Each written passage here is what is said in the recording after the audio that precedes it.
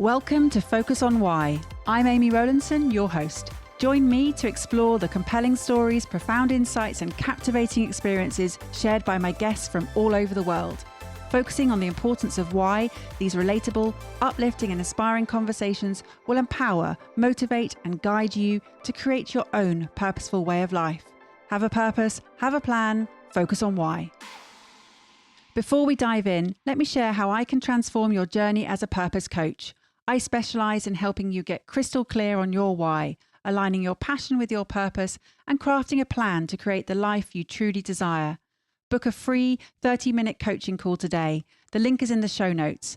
Let's start building your purposeful future together. Today on Focus on Why, I am joined by Dr. Joanna Martin. Welcome, or welcome back, I should say. Thank you, Amy. It's great to be back. Well, last time it was almost a couple of years ago, back in November 2022, and the episode title was Mission Critical. It was episode 308. So here we are, a little bit further down the line, episode 415. Is the mission still critical, I guess, is the question.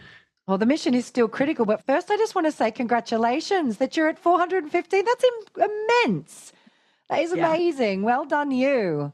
Thank you. Well, as you know, Jo, purpose is a big deal. It's at the core of almost every conversation or every purposeful action. And it really is the case that I have so many people that I want to shine the light on. And here we are again, shining the light on what it is you're achieving with your purpose. Oh, thank you. Yes. And so to answer your question, I think the mission is still critical. You know, we're here looking to equip 1 million women leaders with the tools to be able to sustainably change their corner of the world. In other words, to impact the world in a positive way, but to do it without burnout. And I think we need more women at the table as ever. I am encouraged. I must say I am encouraged currently. We've just had the UK general elections and our cabinet is more than 40% women now. We've got more women MPs than ever before.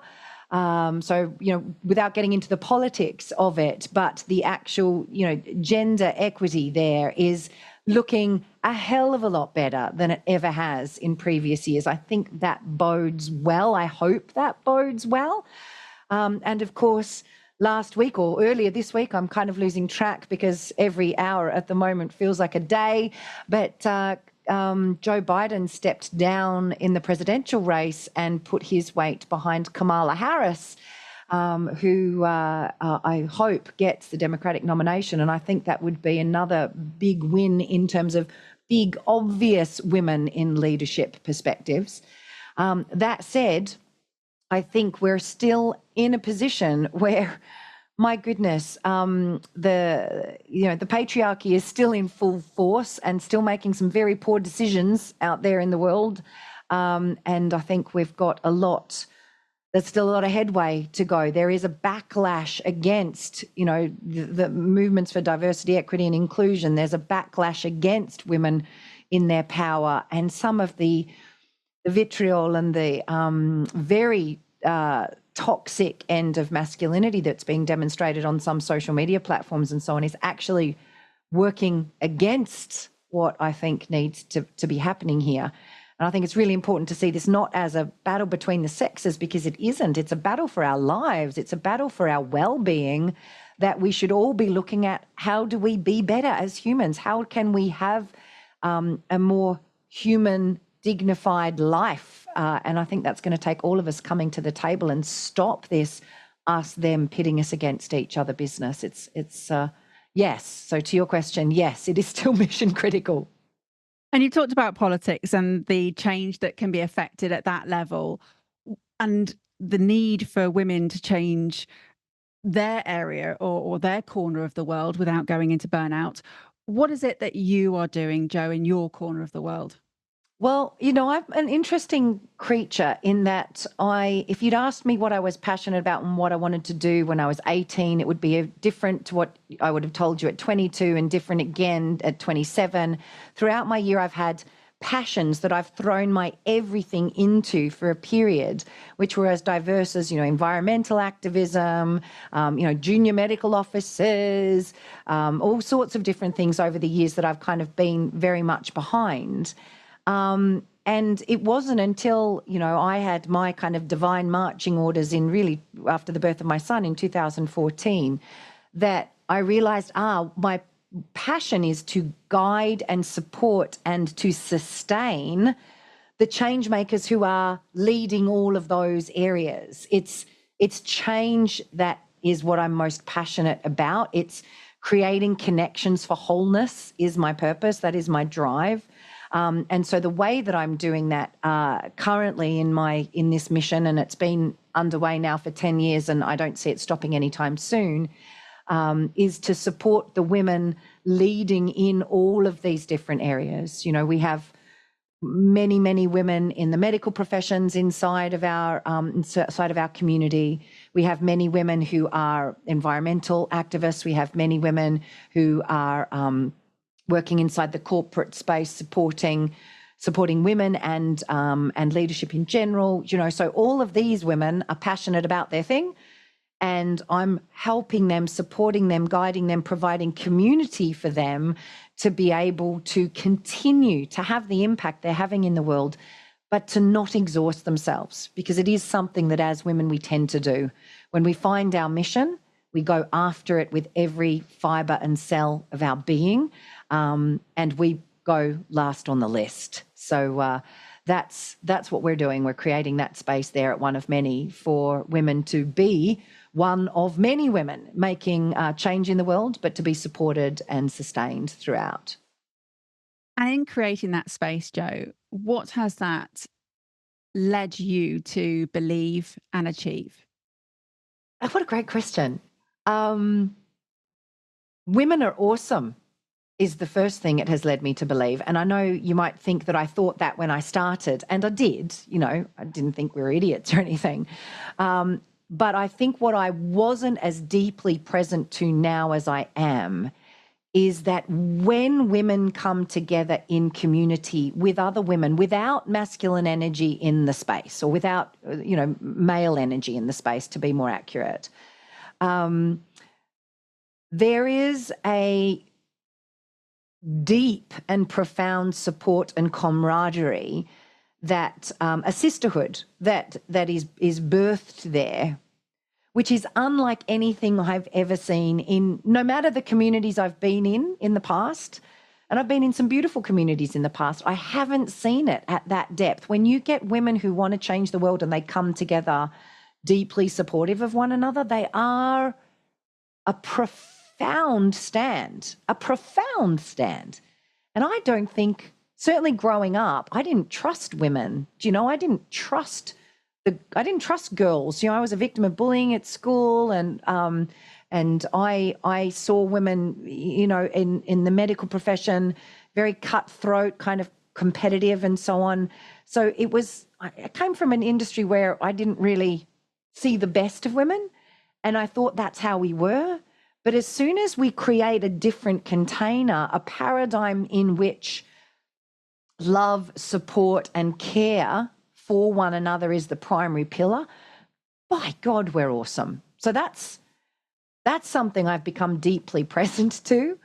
And what has that had me achieve? Your second question there, it has me achieve my best every day at a very kind of simple level. Like, I feel like every day I show up into the belief that my community has of one another and of me, which is quite a compelling bar, because everyone thinks a hell of a lot more of me than I think of me. I think it's the same for all of us, right? I'm stuck in here with my inner critic in my own head, trying to, figure out what I'm doing in the world. But to see myself reflected back through the eyes of this incredibly loving and caring and supportive, but it's not just a love bath. It's actually a profoundly impactful and activism-driven group. To see myself reflected back in that is quite something to keep living into. And, I mean, in very recent times with the launch of my book, Superwoman, Escaping the Myth, which is happening as we speak, it has had me achieve things I don't think I ever could have quite dreamed about. In 24 hours yesterday, we are number one in all of our categories on Amazon and number 44 in all books on Amazon, like in the world. Like that's kind of quite shocking to me in this moment. But it's happened because this community who believes so fully in what we're doing and are so bought into to my purpose and our shared purpose,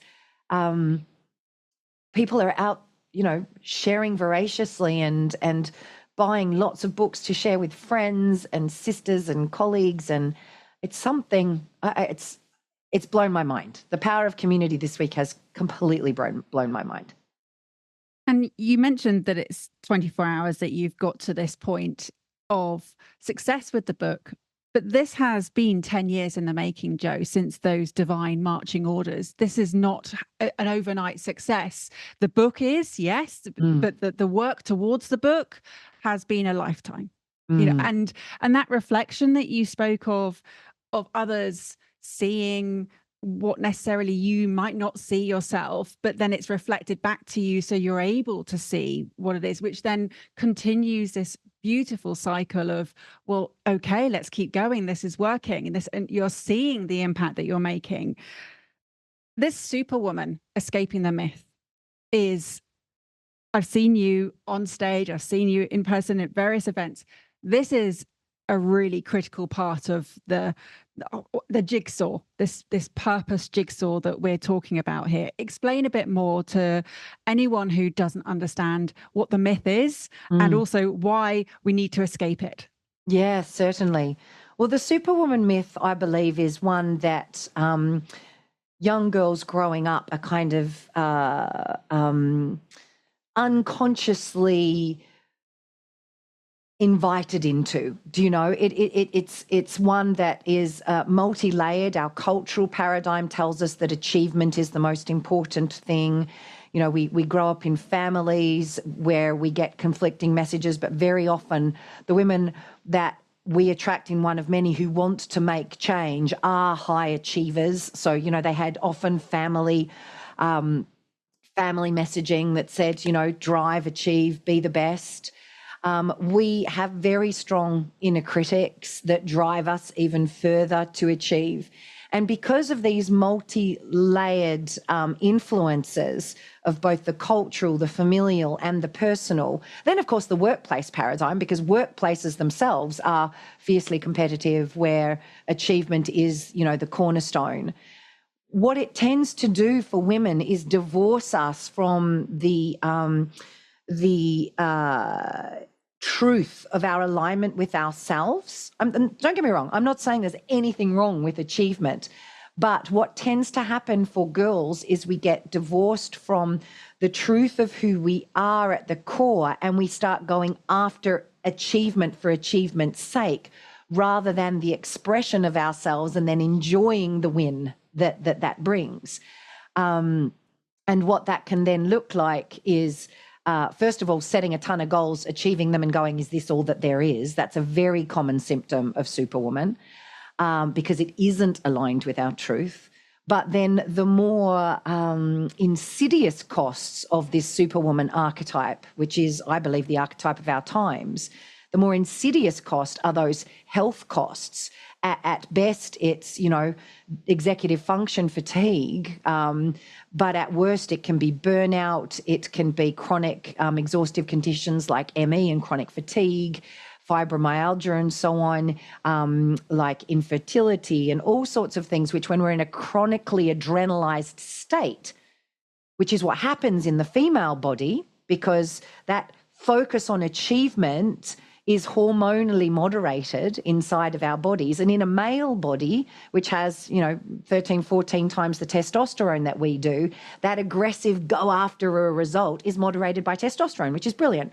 But we have a fraction of it and only at one, particular point in our cycle, really. And so we therefore tend to rely on, well, my hypothesis, by the way, this is not proven and backed up by study, but my hypothesis at one of many is that we therefore are more likely to rely on our adrenaline and cortisol axis, our stress hormones, to sustain that high attention to achievement. And in doing so, we are more likely to suffer from job stress, burnout, exhaustive conditions than our male counterparts. So that is the Superwoman myth. It's what drives it. We've been told that being you're such a Superwoman, you're amazing, right? We're congratulated for our ability to juggle 100,000 things before breakfast, but actually it's killing us. And so that is why we need to escape it, because we need the truth of women's clear, discerning leadership at the table. And we cannot bring our aligned, clear, discerning leadership when we're tearing around like headless chickens, trying to be something we're not to everybody else with our needs at the bottom of the list. And you say this is a hypothesis and that it's not proven and backed by a study. However, you have witnessed over the years all of these women presenting with these symptoms and seeing what has happened as a result of this need to match the testosterone levels that the men are at, to feel celebrated or to even get to that gender parity that we're talking about. What would happen or what would change if it were proven with a study? That's a great question. I would love to say we would have the proof that that the shift is required and necessary. But as I look out at the world right now, there's a hell of a lot of stuff which is researched and proven, and we ignore it and we just get on with it the way that it is. Take climate change, for instance. It's pretty much proven, and yet are we seeing a mandate to prioritize it as the mission critical thing for our entire species? Not in the way that we really need for us to still be around in 10 years' time. Do you know, like this is big stuff we're talking about. So as much as I would love to say, gosh, if we went and we did the study, and you're absolutely right. I mean, I've seen this in many tens of thousands of women now. Like we have a lot of anecdotal evidence when you shift out of Superwoman and into, we call it soft power, but it is an aligned, compassionate, integrated way of being in the world that where we're not pushing past our limits. It really is a personal sustainability is what we're talking about, with alignment to purpose. You know, I think those two ingredients are core and critical here. We have seen lives transformed, and not just, oh, that one individual woman is now, you know, more well than she was before. The impact she is having is more deep, profound, and far-reaching than it was before. Because I think that's why we don't want to give up Superwoman, because we think it means giving up our impact. And actually nothing could be further from the truth. Trying to sustain from Superwoman, well, it is unsustainable. I think it is a microcosm of what we're doing at a climate level, do you know, at an individual level. And it's not just true for women, to be fair. Men are fed the same kind of thing. They just can last a little longer because their biology is quite different. So I'd like to think it would change everything if the research was there, but actually looking at human behaviour, I know it probably wouldn't change much more, hence why it's not my highest priority to get the research done. I think what's more important is to work with those who feel the truth of it in their system and to help them to become the pioneering generation of women that are showing our daughters, our nieces, our grandchildren that there is a different way of doing it. Because I know by the time my daughter Rose is leading, it'll be different. It'll be different because I'll have demonstrated differently to her. And also they just already know so much, these kids. So I think, you know, we've just got to keep ourselves and the planet alive for long enough for this next generation to come through. We'll be all right. And it is about the next generation and the subsequent generations. And the book that you've plowed all of those hundreds and thousands of hours into, Jo.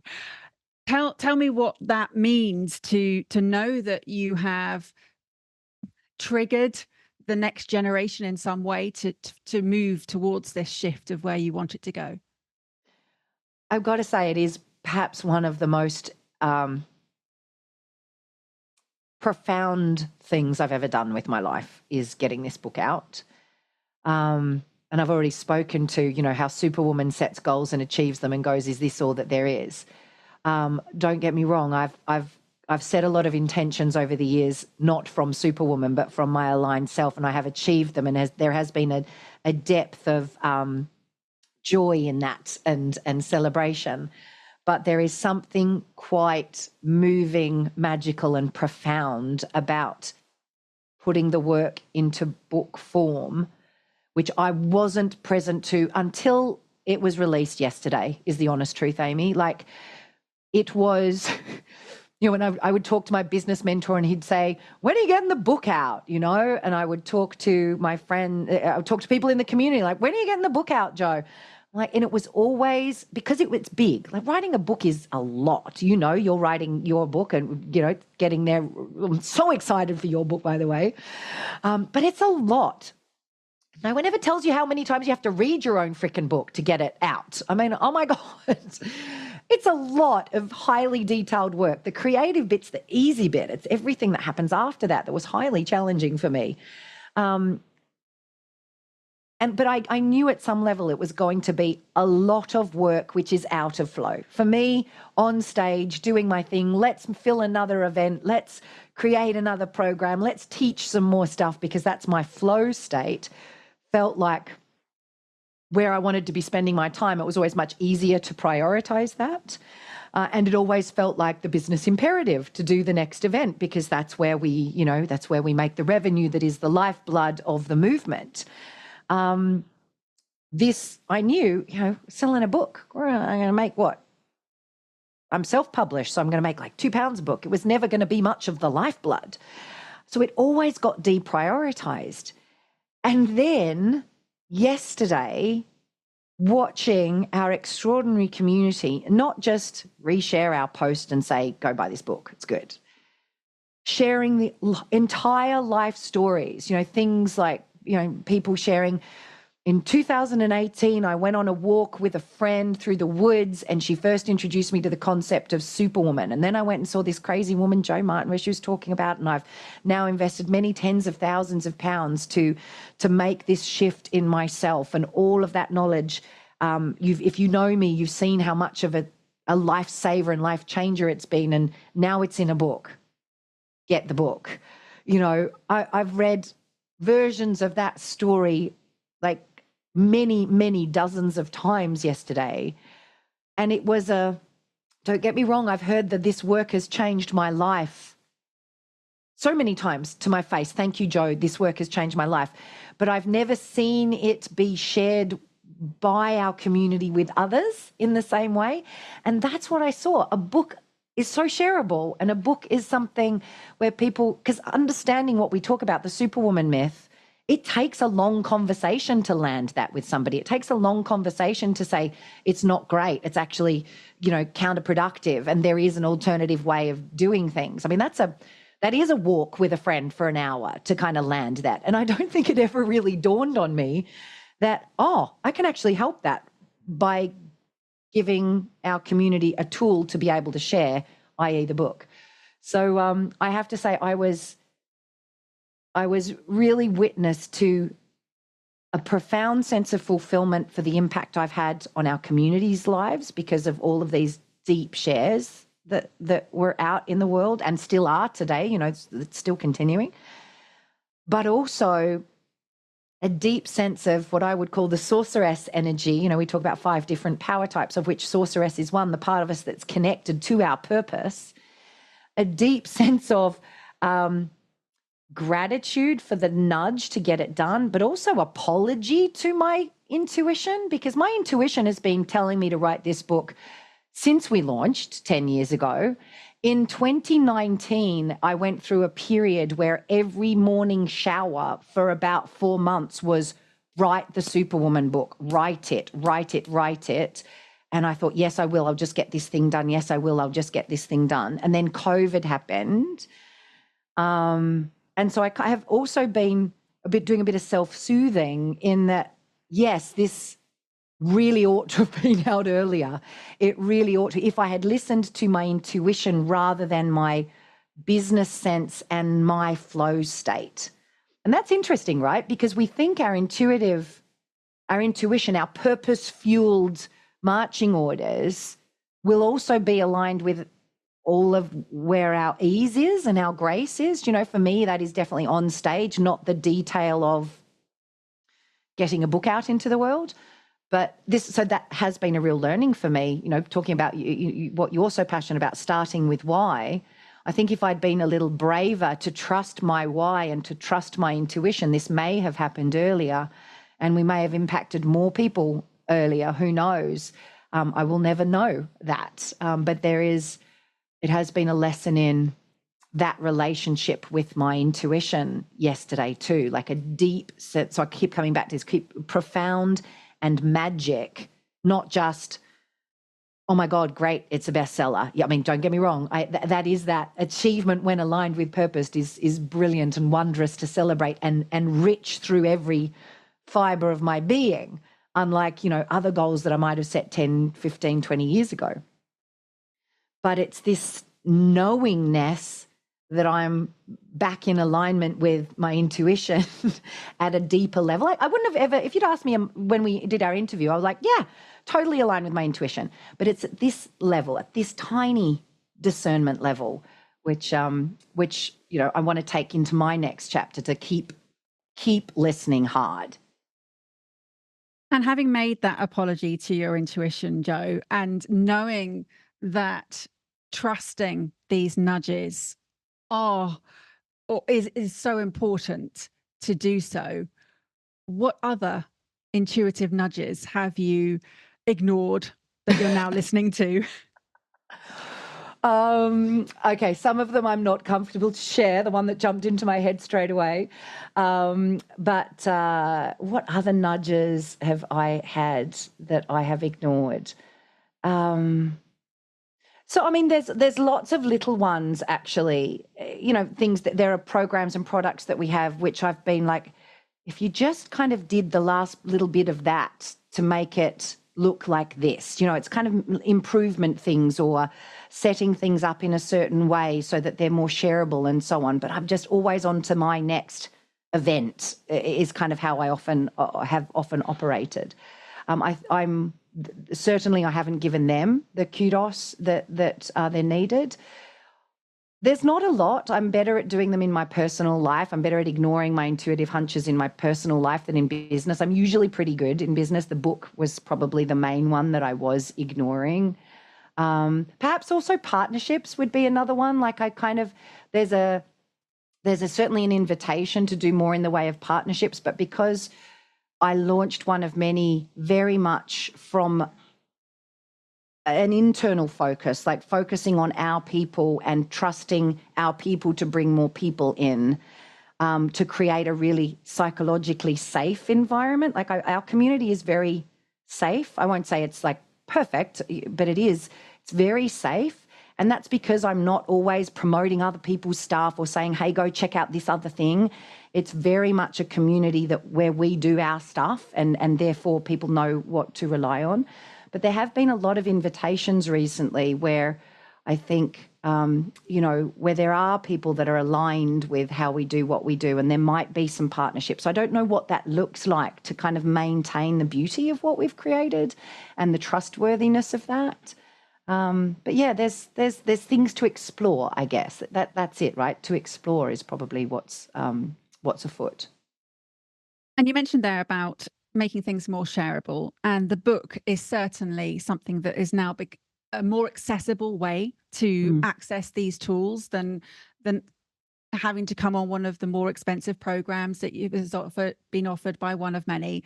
And there have always been opportunities for people to come in at different levels. But this, producing the book, this is the next game changer, essentially, because who knows where that book is going to fall and whose hands are going to pick up that book. I really feel that, you know. It was very hard to go to sleep last night.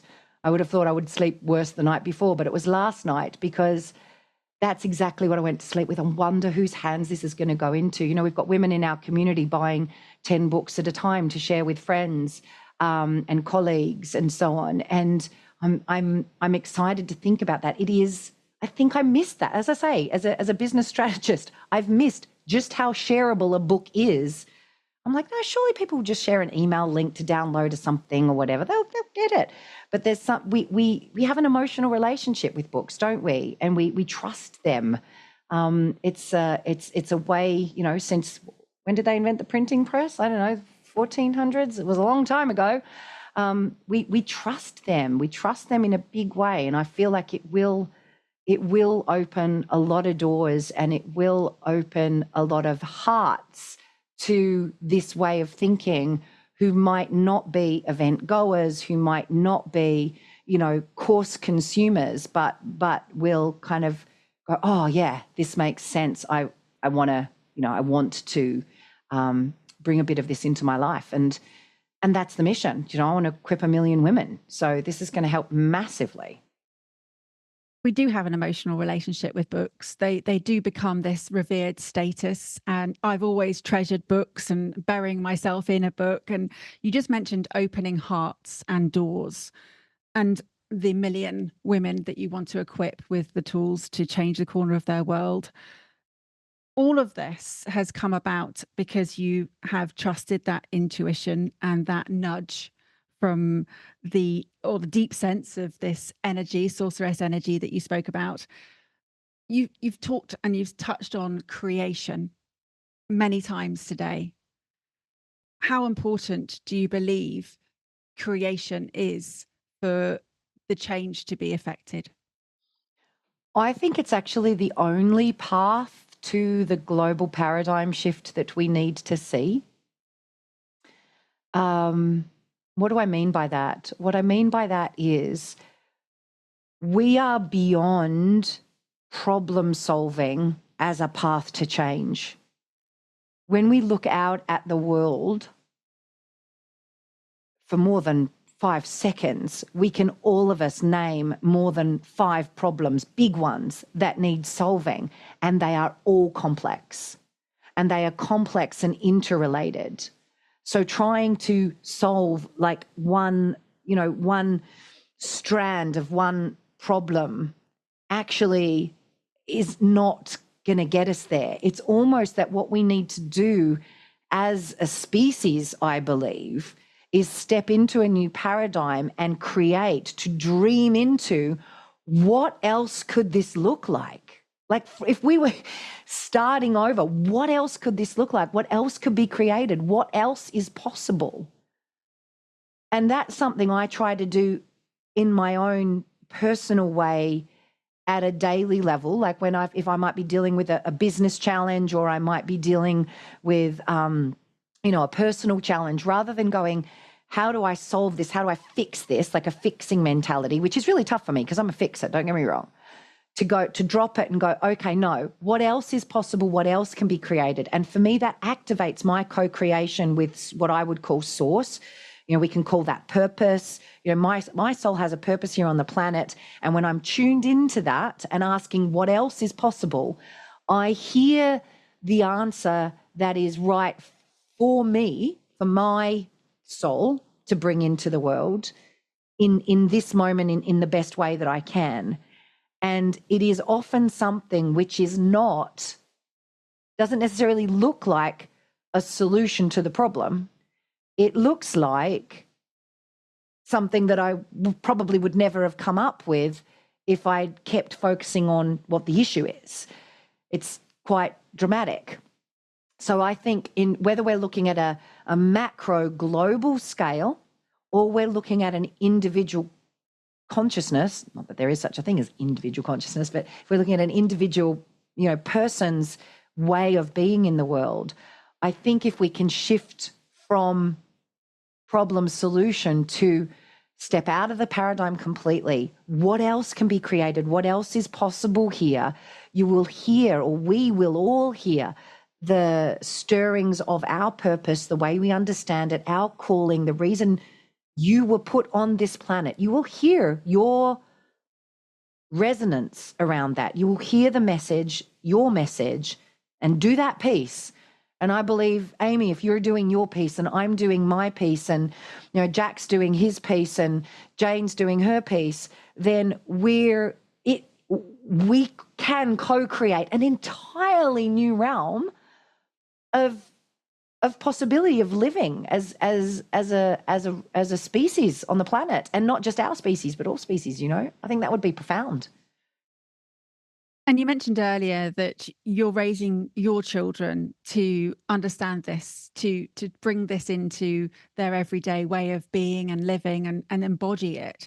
And you're doing that with a community. And those ripples are certainly already starting. You said that the way that when your daughter gets to the point of leading, it will have already changed and shifted. And knowing that that's going to happen, is that enough? Let's put it this way. I know when Rosie's generation are leading, they get this at this age. Do I have faith that we won't mess with them so much that they can't access it by the time they're adults? No, I don't have that faith. So that's why I will keep showing up and keep doing this work, because I'm not just going to sit back and rely upon the fact that they can contain and hold that. And I also know that, I am speaking to, and in my echo chamber are an extraordinary group of women who are attuned to this, So there are many corners of the world where this is not the case. And these gifted kids that are coming through now are not getting the opportunity to be fully flourishing and aligned with their purpose and to make the impact that that the globe is calling for, that the world is calling for. So I think it's not enough to go to know. I do know that it is possible, and I have faith that it is possible, but I do not have faith that it will occur without my action and without your action.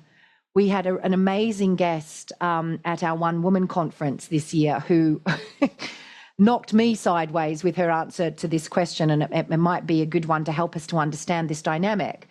Her name is Sadhviji Bhagavati Sarasvati, and she is an incredible holy woman, from Hollywood, had a spiritual experience in India and is now devoted in service of humanity. She's extraordinary. And I asked her the question, and the question I asked was this: I know from a spiritual perspective, the assumption is everything is in perfection, that there is nothing to fix, that this, in the present moment, all is well. And yet as an activist, I look at the world and I see a lot of brokenness that needs changing. And I find it hard to reconcile these two parts, the seeker that knows that for me to be okay, I have to be okay and can be okay with all that is, in all of its messiness and glory, and the activist that looks at it and goes, it is not okay that Black women are not having the same experience as white women, that women in rural India are dying in childbirth, yet women in central London are so fully supported. Do you know that it's not okay? And she said, and it moved me. I can't remember exactly her words, so I am paraphrasing, but what landed with me as she spoke was, yes, and Joe. Yes, the world is perfect, and you and your activism is part of that perfection. Without you fulfilling your calling, it isn't perfect. It cannot be in its perfection. And that felt like, marching orders 2.0. It was like, Oh, thank you. I felt a a realignment, where I kind of went, got it. So it can be messy, and it needs those of us who are called to be in action and to be okay with the mess while we act to change it. All of it. That's the way. Can't remember your question now, but I hope that answered it. Well, it does come back to your book, The Superwoman, that we don't need to be superwoman for this work to happen, that the burden is such that if we just focus on what we're able to do, that is enough in itself. But it is the doing, and it is the being and fulfilling what you believe to be aligned to your truth, as you said earlier, that is perfection, and to let go of the peripherals that are happening. I think that's it. Well, it's not to let go of the peripherals so much, because the peripherals are part of both the mess and the perfection. You can't let go of it, but I can't do something about all of it all at the same time. What I can do is trust. What I can do is reach out with my influence into the corner of the world that I can trust and influence and support, with me at the center of that corner, influencing, supporting myself to be sustainable as I do that, right? It's got to be me first, my nearest and dearest second, my realm third, and trust that my circles of my hearth and my realm will overlap with your circles of your hearth and realm. And if we can get 1 million, my number is 1 million. I think if we've got 1 million women around the world, there'll be some overlap. We will get some overlap. And, as the tools get into the hands of ever more influential women as well, whose circles might be larger, whose realm might be larger, then we will really see some profound change. And I'm not the only person doing this work. I'm not so egotistical to think that my work is the only work that matters in this space, because it is. There is multiple people approaching this very shift that I speak about from slightly different ways that are resonating for other individuals, men and women alike. And if we're all, it's gonna reach out. We're gonna get there. We will. I have faith that we will. Not by business as usual, not by stepping them back and going, someone else is going to do it. We will by all of us stepping up to the calling that we hear in our hearts. Jo, thank you for sharing what it means to you to have this calling activated and to bring it to realization. And thank you for writing the book. I know that so many people, particularly women, will be of gratitude and will see this book as being the pivotal moment that has, again, you'll hear more stories of how it's changed their lives and those around them. So thank you for taking the time to trust that intuition to finally get it done.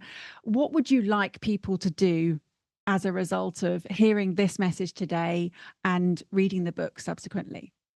I think the most important thing, well, there's two things really. One is, if you like the book, share it with a friend. Don't hold on to it, pass it on, or buy another copy. Share it widely, because I think it will make a difference.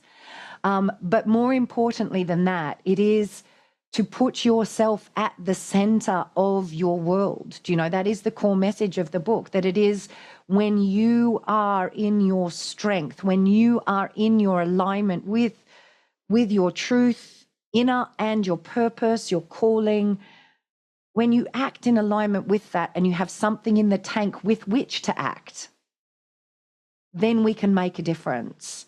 So, whether you read the book or not, take that away from today. Who you are matters, why you are here matters, and you staying sustainable matters.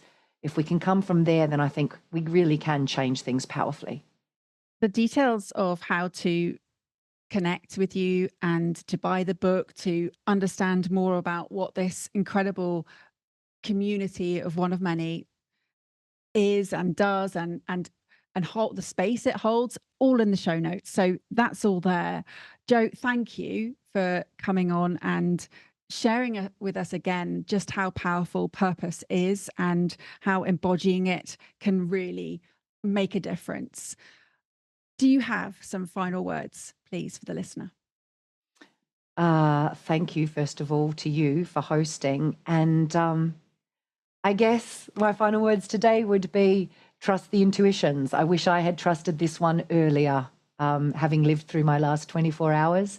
So they are nudges that you don't fully understand the implications of, but when you step into them, then you feel it. And I think even here, I'm only feeling the 24-hour version. Haven't even got the full scope of this, but already I know. Already I'm wishing I listened earlier. So if there's a nudge you're being nudged by, allow the nudge. What value have you gained from tuning into Focus on Why today? What are your reflections with actions? I'd love to hear your thoughts. Please leave a review on Apple Podcasts or via LinkedIn and share how Focus on Why has made a difference to you. Your feedback not only will inspire others, but will help them to discover how Focus on Why has created powerful ripple effects. Let's continue the conversation. Connect with me on LinkedIn, Instagram, Facebook or X, join the Focus on Why Facebook group, and sign up for my weekly newsletter, Friday Focus, to keep in touch. All the links are in the show notes. Have a purpose, have a plan, focus on why.